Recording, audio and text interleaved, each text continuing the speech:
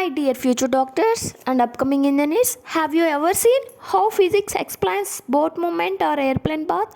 The trick is hidden inside the parallelogram law of vectors. Let us see here. In this diagram, boat is moving to opposite bank, but it does not moving straight. It makes some angle with the actual path due to water force.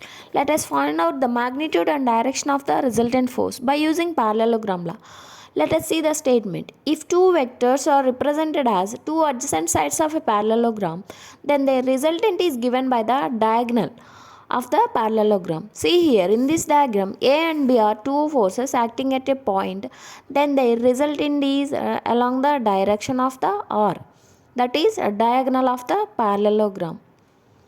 And the magnitude of this resultant R equal to square root of A square plus B square plus 2ab cos theta, and the direction phi equal to, that is tan phi equal to b sin theta by a plus b cos theta. See, in real life examples, in case of a boat movement, boat velocity is along a direction and river current is along the direction of b. Then the actual path is along the diagonal of the parallelogram law. In the case of airplane also, we consider the same situation. See the quick revision of this parallelogram law by using these 4 points. And if you satisfied with my content, please do like, share and subscribe to my channel Young Newtons. Thank you.